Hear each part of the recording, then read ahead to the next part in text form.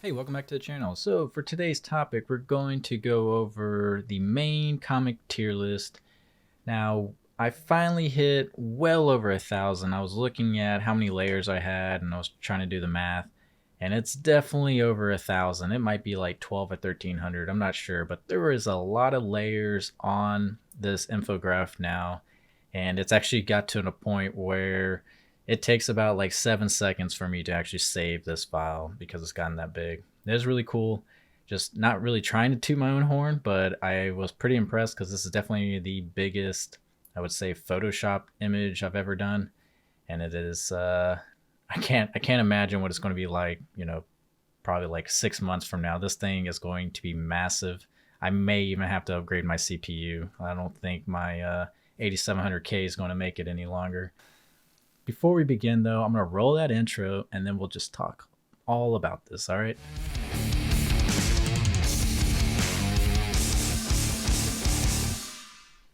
Okay, welcome back. So I know I didn't really do the best job of bringing in that intro, but I kind of actually forgot that I have an intro at times. So let's talk about this tier list. So the tier list is revamped. I decided to go with a different lettering system. The reason why, two reasons actually. First reason was I felt like people were mistreating some of these lower tier comics. So down here, this used to be a D and a E for the comic tier list.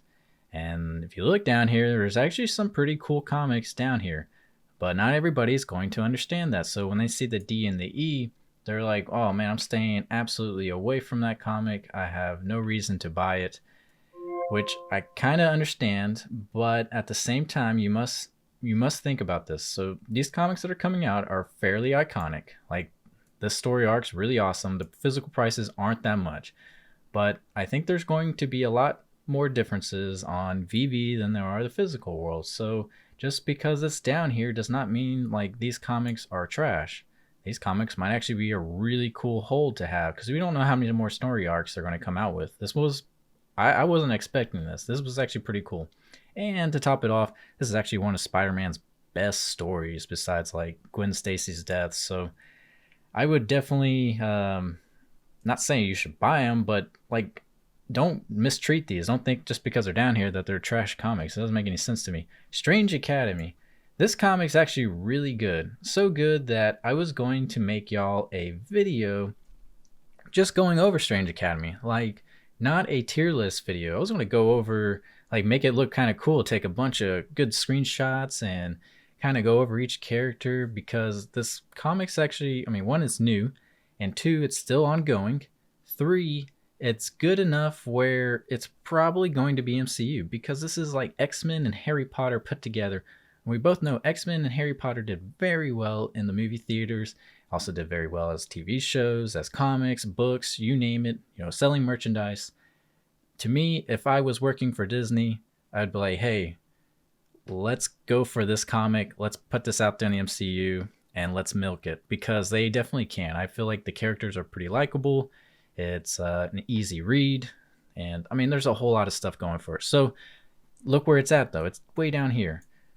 But does not mean it's a crummy comic. And I just want to make sure y'all understand that. Daredevil 25, a little bit different. So the only reason why I say it's a little bit different is because I don't think Elektra's going to be Daredevil. Because, I mean, maybe 5 years from now. Or I don't know. Because Daredevil just got reintroduced to the MCU. So it just doesn't make any sense to me. Why would they go ahead and just get him replaced? Like, are they going to do this storyline where they, have him kill somebody and he's put in jail?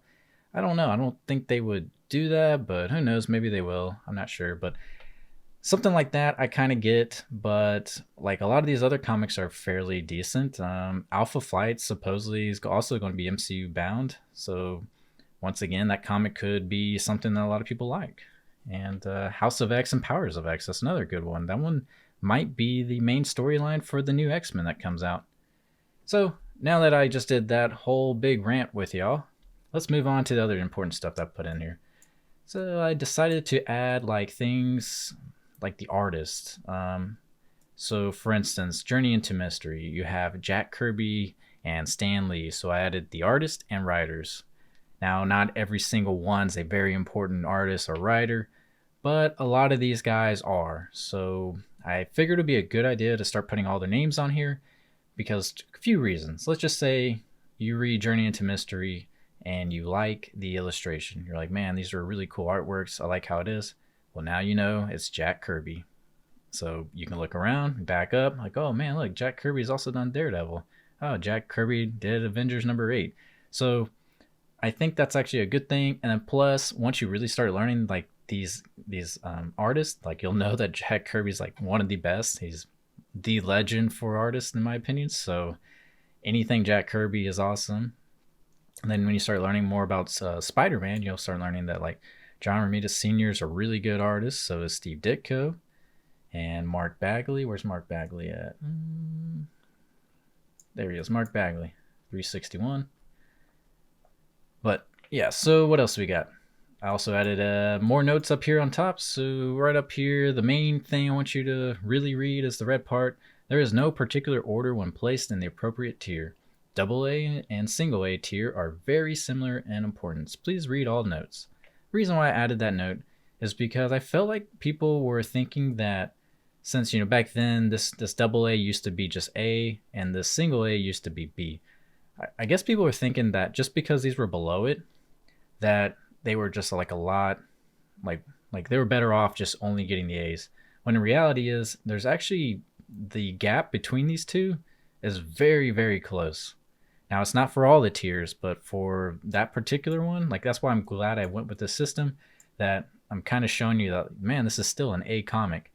That technically you could argue that, because I really wanted to put like Fantastic Four #12 in the A list, well now AA, but I didn't because it didn't have any FAs, but it is still a huge comic. And so some people were thinking like I was doing maybe a poor job on grading these or something, but reality is it's like these comics are really good too. So don't ignore them. Like Hawkeye, this comic is very expensive. There's only so many of them out there. As you see, the census for it is 98. Fantastic Four 13, there's only 14 or 42 of these things floating around. So scarcity for some of these comics is kind of a big deal. Like there's only so many out there. You know, most of them got destroyed or they didn't grade high enough to be even above a 9.0. The other things that I added was, let's see. Oh, this one's pretty cool. So this was another community thing. So one of the ideas was to put VeVe exclusives as far as on my little rarity bar over here. So if you didn't know, this rarity bar is for, if for whatever reason, like you just have the time, because it's going to be time consuming, but if you want to check off how many, you know, comics you have of each rarity, that you can put this on your mobile phone or computer and put it in the edit mode, and you can just do like a little quick check mark. So that's the reason why I have the rarity thing. But now I have another reason for it, because now the pencil right here, as you'll see, says the pencil is a VeVe exclusive variant, and the hand with the pen in its hand is a real life physical variant. So that's just to let you know that when you look at some of these comics, so a good example would be Ultimate Fallout. This one has 3 physical variants. So if I go on eBay, I can find its uncommon, I can find the ultra rare, and the secret rare right on eBay. Secret rare, you better call your bank, because that one's pretty dang expensive to afford. Let's see what else we got. The VeVe exclusives, just to show you. You can see them all with all the pencils. There's a bunch. And I also decided to add the note, since I talked about this before, that the VeVe exclusives I added at the end. Let's see. Right here, where it says, I think of these as the artist's first NFT cover since they make it from scratch. To me, I feel like that's the truth, that, you know, since these artists made these exclusives from scratch, it's kind of like making it for the blockchain. Like, I mean, it just feels like a no-brainer to me. So if you know by now that I love VeVe exclusives, and it's not the only thing I collect, because I collect a lot of these comics. Like I like all the rarities. I think there's value in a bunch of them. But know though that I'm also really bullish with the VeVe exclusives for reasons like that. I always thought that was neat. I mean, they're really cool in the physical world when, you know, some of your favorite artists, like this comic right here, Black Cat #1, that J. Scott Campbell came up with this cover, and this cover is awesome. Like literally the background of the fire, because the comic cover is fire. All right, so really cool cover. You'll spend a decent amount of money because you like that artist. So I think the same factors should definitely apply for when these artists come out with these VeVe exclusives. Like Ron Lim's. What was Ron Lim's first one? It was Avengers 80, wasn't it? Let's see. So Avengers 80 is Ron Lim's first VeVe exclusive cover. So to me, I take that as his first NFT cover. So pretty cool. Anything else to go over? Let's see. Made sure to let you know that I do have 3 infographs. So make sure to read all 3 of them or look at all 3. I have a physical infograph, I have a VeVe exclusive infograph, and then I have this infograph right here. I think they're all important. They should help you out in making decisions on when to purchase something, because like I was saying, like every rarity, has its there's so many different factors. Like the easiest one would be just bringing this up. I feel like I'm shilling this because I've talked about Ultimate Fallout for the last couple of weeks now. I feel like I've been talking about it more than normal, but like the secret rare, very exclusive. When I say exclusive, very rare and expensive in the physical world. So for instance, like some guy spent like 30,000. I don't know if it was a guy or a girl, whoever it was, but they spent like 30,000 on that comic, even though the average was like well below that. I think it was like 17,000 and less. I guess that person really wanted a 9.8 of the secret rare, and they spent like 30 grand on it. So as you see, the prices for rarities could be totally different. And another good example would be, let's see, Immortal Hulk. Immortal Hulk's, I believe it's the ultra rare. It's not super expensive, but it's a decent penny. Like I think it's like $700 or so to get that ultra rare in real life. That's pretty costly. And then the Thanos 13 ultra rare, that one goes for over 2 grand if I was to go on eBay. That's probably more if it's on eBay, because eBay likes to rip people off. So it could be like 2,500 or 3 grand on eBay. Who knows? But just know that all these covers, they're all different. You got to treat them differently. Like even the grayscale. So like the ones that don't have any icons, like they're just made up ones. So Iron Fist, we'll just look at Iron Fist in the purple. So the uncommon grayscale, those could be important too, because you don't know what's going to happen. Like in the showroom, somebody's, the showroom happens where you can actually post your comics on the wall. Now you'll have your common, and maybe you just want the grayscale next to it because it's, it's the same cover, just in different coloring.